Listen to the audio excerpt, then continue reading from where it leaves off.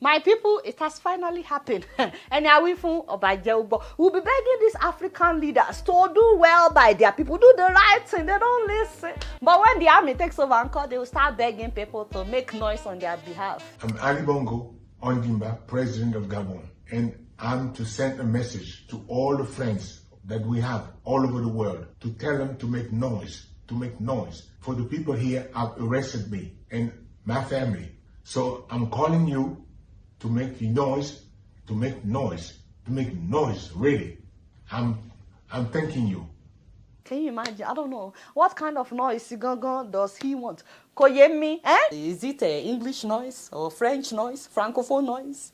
Was he talking about a joyful noise? And what will the noise do is what I'm trying to understand. So, Mr. President, you did not think about this day since your family has been the one in power for 55 years. Gabon has had only 3 presidents, by the way.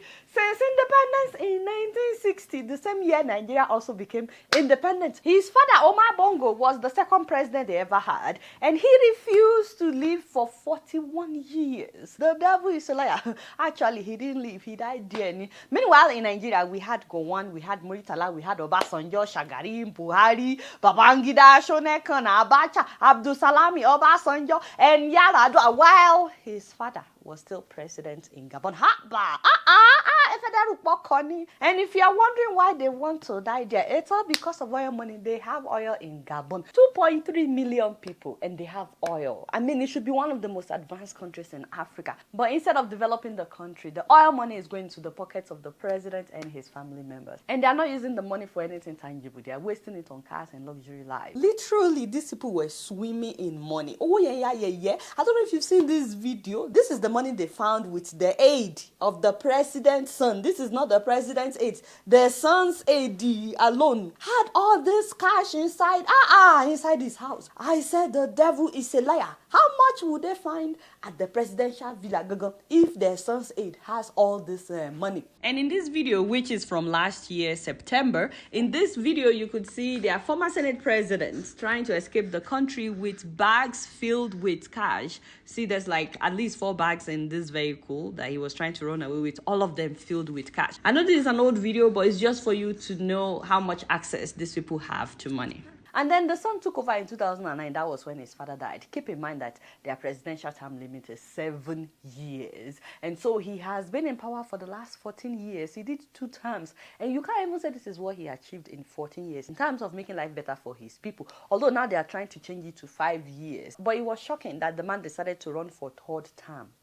Time when you didn't do anything for your own people. And so that's why people were like, okay, we're fed up. So yes, he ran in this year's election that was held last Saturday, August 26th, running for 3rd term. But as usual, the internet was shut down in Gabon for 3 days at least, and they said that was to avoid the spread of misinformation. Also, they shut down foreign news channels in the country like France 24, RFI, and TV5. Now, after a while, the opposition declared themselves the winner of the election. But when the electoral body did not announce the official winner for days, people knew that they were cooking up something. So on Wednesday morning, the president was officially declared the winner with 64% of the votes. And minutes after that was when the military seized power, annulling the election results, dissolving all government bodies, and putting the president and his family members under house arrest. And that was when the president made that video that we played. Now watch as people started celebrating on the streets of Gabon.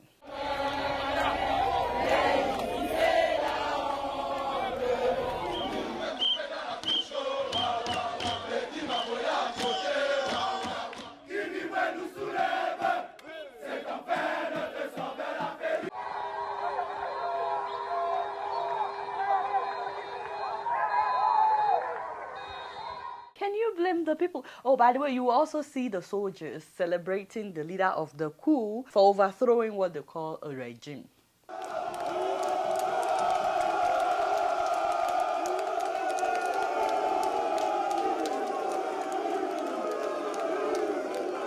Now, can you blame the people? I mean, with the rate at which we're having coups in different parts of Africa recently, it tells you that people are tired of dictators in Africa. All these leaders that have refused to leave, people are doing what? They're sweeping them out. We've had 8 coups in West and Central Africa since 2020. That was 3 years ago. Now, not only did he not do well as president, the man had a stroke in 2018. We've talked about that on the show. A stroke that left him half paralyzed and unable to do his job. Yet he refused to step down, despite that, he was physically impaired. Instead of him to step down, he decided to put his son in charge. Now, he gave him a fancy title so that people would not say, why are you handing over power to your son? He called him the coordinator of presidential affairs. And then in 2021, his daughter also came out, hinted that she wants to be the next president.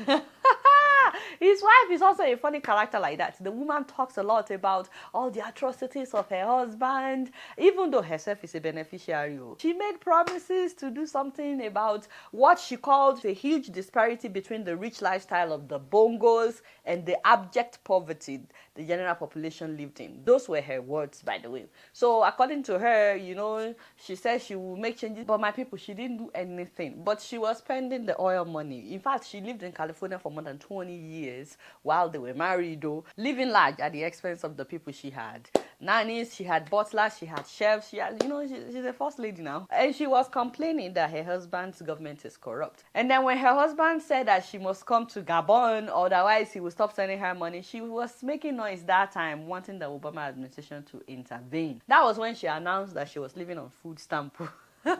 Too much drama. But my people, despite all the noise that she made, she opted to have access to oil money, latest cars, gold, diamond, jewelry. In fact, she supported her husband running for a 3rd term. And speaking of jewelry, this is not oil money, by the way, so don't get it twisted. But if you like authentic zirconia and gold-plated jewelry, hey, handcrafted, the ones that will not change colors, please call my mother at Oasis Accessories and Jewelry. Mommy is presently visiting the US and she brought tons of jewelry with her, so you can pick up if you live in Rhode Island. The rest of you, she will ship to you. They have amazing collections, by the way, and they are all affordable. Now, this one that you are seeing is my favorite. I may snatch it if you guys don't move fast. So back to our story. The people of Gabon are celebrating the coup, but the coup leader is a cousin of the president.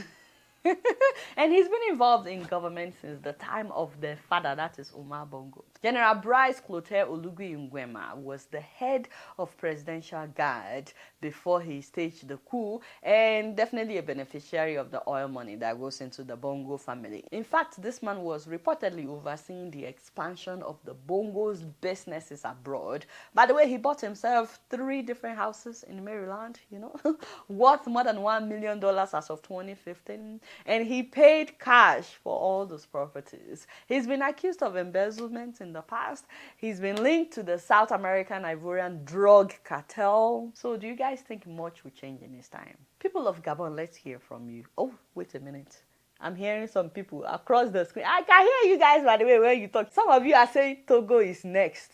Okay, some of you are saying Cameroon. Hey, me, I don't know. I'm just saying I can hear you guys from across the screen. And some of you are saying Zimbabwe. I have the fear of God now. Anyway, this coming Monday is Labor Monday in the US. So yes, we are having sales at Adolph's. Yes. Starting this Friday all the way to Monday, September 1st. We appreciate those of you that continue to send your reviews. This video was made by Madam Lade King Owolabi. You can see how the spray curled up her hair. So if your hair is really soft and you're going natural, the spray would define your curls really well. I mean, even if your hair is not soft, you will see the impact of the spray on your hair. That is why it remains our bestseller, as well as the butter. And for those that are trying to grow out their hair, of course, the serum. So thank you guys for your love. We appreciate you at Adolph's. Please click the subscribe button if you're yet to. And if you're a Nigerian, don't worry. Nigerian story is coming next, because people have been complaining, what happened? I said, don't be selfish now. We are not the only African country. Don't worry, Nigeria is coming up next. Alright, y'all, it's been real, and I'm keeping it right up in here. Don't forget to follow me on Facebook, Twitter, and Instagram. Until next time, I'ma see you later.